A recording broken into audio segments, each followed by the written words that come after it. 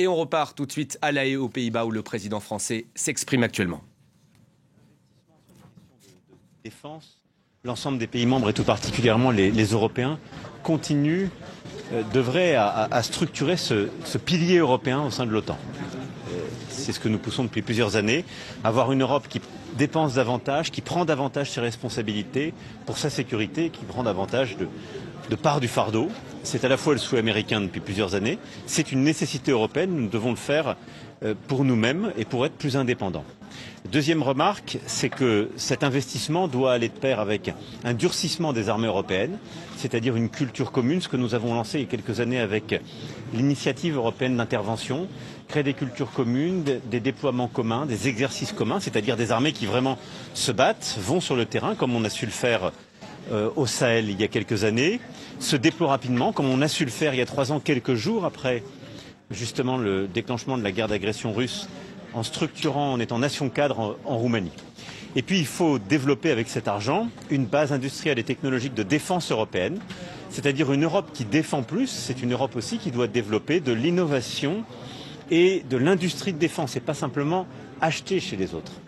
Et à ce titre, ce qui a été fait ces dernières semaines au sein de l'Union européenne avec les programmes dits SAFE ou EDIP, qui réservent 65% de ses financements aux Européens, va dans la bonne direction, est un vrai changement de doctrine dont je me félicite.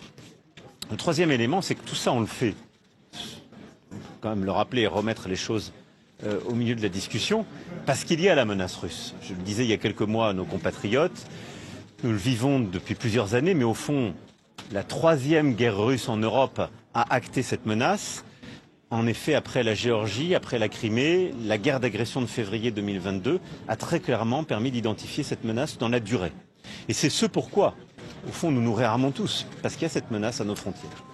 Et donc, c'est pourquoi nous souhaitons que, en effet, la guerre d'agression russe en Ukraine demeure une préoccupation, la préoccupation principale des Européens. Elle est celle qui justifie ce réarmement dans la durée, parce qu'il y a cette menace qui perdurera.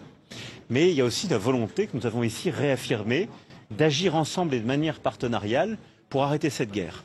D'abord, on a besoin des États-Unis pour obtenir un cessez-le-feu, par une capacité de dissuasion, en utilisant aussi la crédibilité des derniers jours liée au théâtre iranien. Et puis ensuite, parce que nous prenons notre part, en Européens, c'est le sens même de la coalition de volontaires que nous avons structurée en février dernier, et que nous allons réunir à nouveau en juillet, c'est-à-dire que vous avez ces Européens, avec d'ailleurs aussi les Canadiens et plusieurs autres, qui sont là et qui sont prêts dans la durée à soutenir l'Ukraine, à lui permettre de régénérer son armée, de déployer des forces de réassurance. La 4e remarque que je voudrais faire sur ce sommet, c'est justement que tout ça suppose aussi que les Européens pensent leur sécurité de demain. Parce qu'on ne va pas aller vers une escalade sans fin vers plus d'armement. Nous devons nous armer parce qu'il y a aujourd'hui un décalage par rapport au niveau d'armement de la Russie et qu'il y a cette menace. Mais dans le même temps, nous devons penser pour nous-mêmes les garanties de sécurité, le cadre de sécurité dans lequel on veut vivre demain. C'est-à-dire celui qui stoppera la prolifération, celui qui encadrera les capacités d'armement, comme on l'a connu par le passé quand il y avait la guerre froide. Et beaucoup de ces traités de la guerre froide sont tombés ces dernières années dans le silence absolu, le dernier étant le traité FNI en 2019. Et c'est pourquoi, de la mer Noire à l'Arctique, nous avons besoin de repenser chacun de ces espaces, de dire au fond jusqu'où nous sommes prêts à aller pour nous défendre et quels seraient les termes de la discussion avec la Russie pour permettre de limiter les capacités et d'avoir un chemin de retour de la confiance. Mais il faut y penser dès maintenant pour pouvoir le négocier dans le cadre d'une paix plus large. Mon dernier point, ce sur quoi j'ai insisté, c'est que tout ça suppose de l'unité, du respect et de l'anticipation.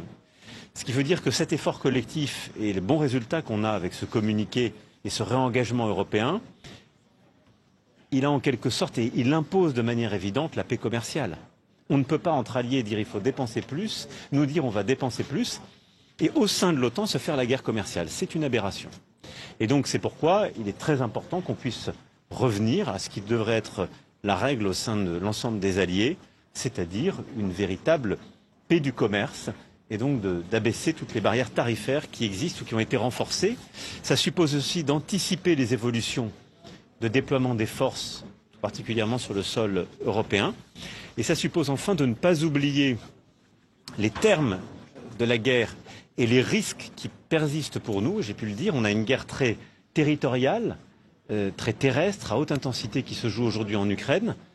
Mais la menace, nous le savons, elle se déploiera de plus en plus sur le cyber, dans l'espace, en mer. Et donc c'est là aussi où il nous faut renforcer nos capacités et nous coordonner. Voilà les quelques éléments clés pour moi, à la fois de ce sommet de l'OTAN, et ce que j'ai voulu aussi défendre avec mes collègues. Je vais maintenant répondre à Monsieur le président Donald Trump. Alors, je n'arriverai pas à répondre à 3 questions en même temps. Un engagement concret de la part de Donald Trump sur cette question du respect de l'article 5, après les premières déclarations qu'il a faites hier. Et alors moi, je vais vous dire, c'est très simple. Ce matin. Mon travail, c'est pas de faire l'exégèse de ses propos. Il y a des textes, il y a des juristes pour voir ces textes, et après vous lui posez les questions. Mais sur le fond, mais moi, je confiance aujourd'hui parce que mais moi, je veux dire, on est dans cette alliance avec tout ce qu'elle embarque, qui est une solidarité entre tous ses membres. Et donc quand mais ça, c'est pas mon job. C'est pas mon job, ça. On a l'impression. Moi, je vais vous dire très simplement, j'avance. Je veux que les Européens, il y a des textes, ils sont signés. Je crois qu'ils font pas tellement mystère. Et il n'y a pas tellement aujourd'hui, ni chez les juristes, ni chez les diplomates, l'article 5 implique une solidarité entre tous les membres, pas d'ailleurs d'un vers les autres, entre tous les membres s'ils étaient agressés. Donc je pense qu'il ne faut pas jeter le doute là-dessus. Après, ce que je dis, c'est que, cette solidarité existe, elle est dans nos textes, que tous ceux qui sont autour de la table aujourd'hui, ça veut dire qu'ils continuent d'œuvrer dans cette solidarité, et que nous renforçons la place des Européens par ce réinvestissement historique que nous décidons, que la France a d'ailleurs commencé depuis 7 ans, puisqu'avec nos 2 lois de programmation militaire, nous aurons doublé notre budget des armées. Mais surtout, on renforce aussi notre indépendance, c'est-à-dire notre capacité à moins dépendre. Mais Monsieur le Président, on a l'impression que la sécurité collective dépend des sautes d'humeur et de l'ego d'un homme. C'est pas très rassurant. Non, mais justement, il ne faut pas que ce soit le cas. Alors, ça n'est pas le cas, je viens vous le dire, pour la France qui a une armée complète, solidement dotée, qui a la dissuasion, ça n'est pas le cas. On ne dépend pas des autres pour notre sécurité. Et donc moi, je pense que notre Europe, elle doit encore se renforcer pour moins dépendre des autres, même si c'est une très bonne chose d'avoir une alliance plus large qui nous permet d'avoir plus de force et de profondeur. Monsieur le Président, sur la guerre commerciale. Alors, excusez-moi, votre collègue puis vous. Sur la guerre commerciale, vous l'avez évoqué avec lui directement, le président Trump. À plusieurs reprises. Donc je pense qu'il faut maintenant qu'on arrive à conclure. Vous l'avez évoqué ici lors du sommet. Je l'ai évoqué lors du sommet, je l'ai évoqué publiquement devant les autres, oui.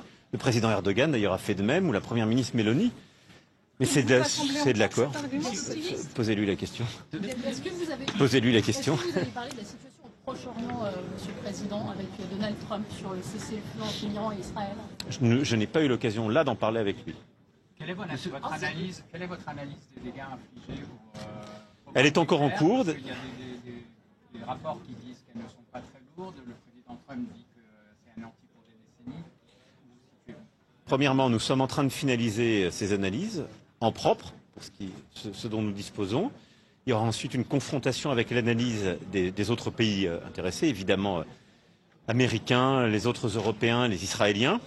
Et puis j'aurai l'occasion tout à l'heure de voir le directeur général de l'Agence internationale pour l'énergie atomique, M. Grossi, et j'échangerai aussi avec lui sur ce sujet. Monsieur le Président, quelle est votre stratégie pour traiter Donald Trump?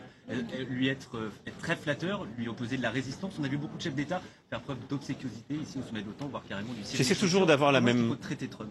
J'ai toujours fait pareil depuis 2017, c'est-à-dire en étant extrêmement direct, tout à fait respectueux, mais moi j'ai toujours dit les choses, donc je les ai dit aujourd'hui. Et je le dis à chaque fois, voilà. Il s'agit de sanctions contre la Russie. Est-ce que les Américains sont prêts à suivre les Européens pour un durcissement? Je ne suis pas président des États-Unis d'Amérique, donc je vous invite à lui poser la question. Mais pour ce qui est des Européens, je suis assez simple. Ce que je dis, je le fais. Et donc nous défendons le paquet de sanctions, le 18e paquet qui a été proposé par la Commission. Il a été fait en coordination avec les sénateurs américains. Et tout ce qui nous a été dit jusqu'alors était que ces sénateurs avanceraient, allaient dans les prochains jours déposer... justement ce paquet de sanctions et qu'il devait avancer. C'est les prochains jours qui nous diront ce que les États-Unis feront. Monsieur le Président, il faut augmenter le PIB, la part du PIB consacrée à la défense. C'est un des engagements qui a été pris également par les différents dirigeants à l'horizon 2035 5%. Et concrètement, pour les personnes qui nous regardent, qui se posent des questions, comment on fait en France pour augmenter cette part du PIB consacrée à la défense dans un contexte budgétaire extrêmement tendu, avec aussi un risque qui arrive à l'automne, on le voit très bien avec ce qui s'est passé hier à l'Assemblée nationale, de renversement de ce gouvernement Biden. Mais vous avez raison de le dire, simplement on le fait déjà, nous. On n'a pas attendu. Et on n'a pas attendu non plus la guerre d'agression russe en Ukraine de février 2022. puisque depuis 2018, nous augmentons. Et à travers les 2 lois de programmation militaire, on a fait des investissements qui n'ont pas été remis en cause par quelque aléa politique que ce soit. Seul le vote de censure et le décalage du budget nous a mis en retard en début d'année. Il a d'ailleurs beaucoup coûté à l'économie, c'est pour ça que j'invite chacun à réfléchir. Mais les lois de programmation militaire depuis que je suis président sont respectées scrupuleusement.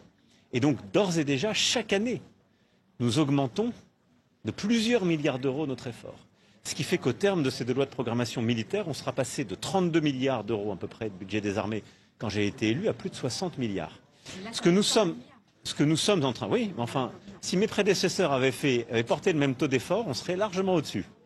Et je rappelle qu'il n'y a pas si longtemps, on était en train de les diminuer. Donc je me félicite que nous ayons... Bien sûr, c'est la vie démocratique. Vraisemblablement. Vraisemblablement. Mais donc il faudra poursuivre cet effort. C'est un impératif. Nous sommes en train, là, très précisément, avec le Premier ministre, le ministre des Armées, le ministre de l'Économie, des Finances et le ministre du Budget, de justement regarder combien il nous faut faire pour intensifier ou accélérer certains des plans d'action qui étaient dans cette 2e loi de programmation militaire. Voilà, donc on continue. Vous avez raison, mais toujours, et on l'a toujours fait comme ça, il faut le financer en faisant des choix. C'est ça, gouverner.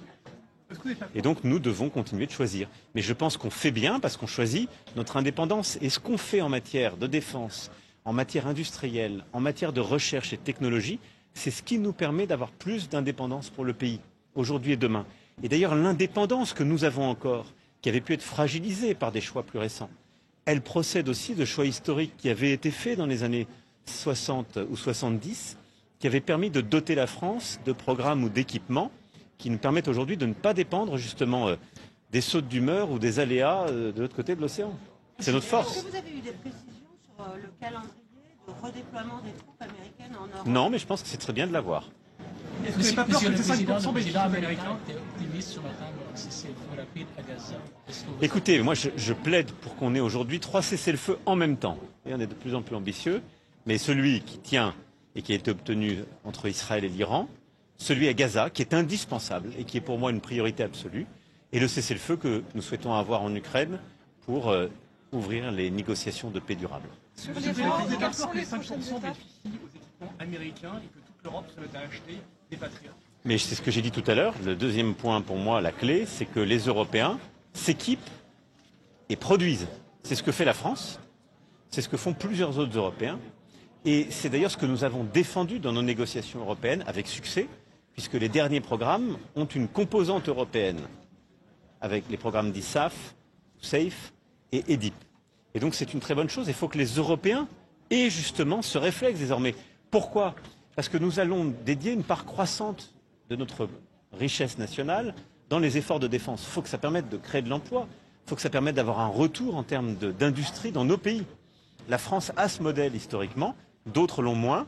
Et d'ailleurs, nous souhaitons avoir des programmes beaucoup plus larges, beaucoup plus partenariaux et qui aient aussi des retombées industrielles pour ces pays. Et je pense que c'est comme ça qu'on aura une avancée qui est gagnant-gagnant. Ça réduit aussi notre dépendance, parce que parfois, quand on achète des programmes ou des équipements qui sont américains, quand on a des désaccords géopolitiques, on est dépendant de leur autorisation ou pas. Avoir des programmes européens, ça nous permet d'être libre de ces règles et donc beaucoup plus libre à la fois sur notre stratégie export, qui est essentielle pour la compétitivité de nos industries d'armement, et pour notre liberté d'usage, c'est-à-dire l'indépendance de notre diplomatie et de nos choix militaires. Sur les rangs, quelles sont les prochaines étapes juste de l'initiative européenne de négociation? Écoutez, là, sur l'Iran, on a un cessez-le-feu. On voit bien combien il est volatile et fragile. Mon souhait, c'est qu'il tienne. Ce cessez-le-feu va s'accompagner d'une évaluation justement des dommages qui ont été faits, ce que je disais tout à l'heure, on clarifier dans les prochaines heures et prochains jours. Et de toute façon, nous devons reprendre un travail diplomatique et technique sur la question du nucléaire. Et donc l'AIEA aura un rôle à y jouer. Évidemment, les États-Unis d'Amérique ont pris le contact et les Iraniens et les Européens y ont leur place. Parce que nous aurons de toute façon, d'ici à quelques semaines, un choix sur ce sujet à faire. C'est de savoir si le JCPOA est encore un cadre ou pas, puisqu'il existe encore et nous avons des délais qui continuent à courir, mais des choix qui seront à faire à l'été. Merci beaucoup. Merci beaucoup. C'est pour quand, Monsieur le Président, pour aider les partis français?